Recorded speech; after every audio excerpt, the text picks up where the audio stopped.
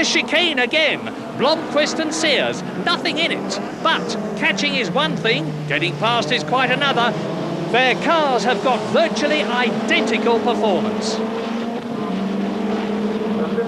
Down to the hairpin again.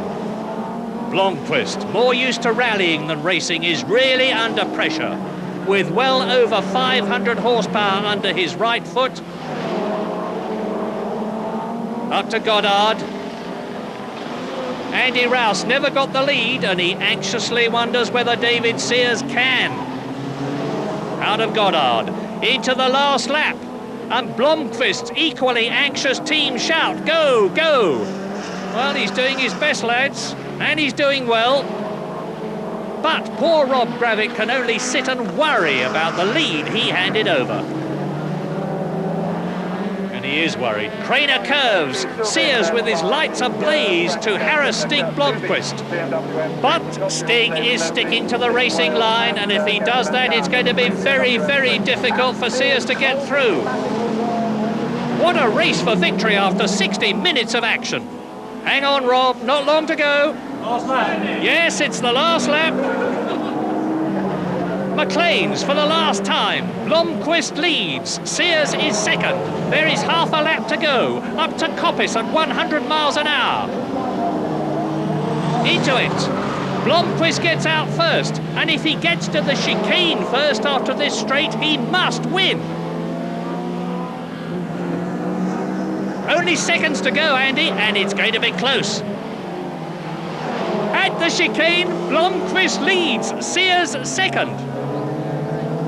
What a finish! Down to the Melbourne hairpin.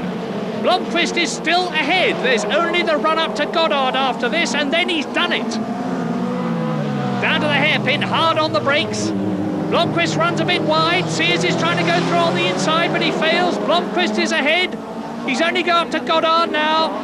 He's home. He's home. But he's lost it. Blomqvist lost it. Gosh! Sears is through, just yards from the flag.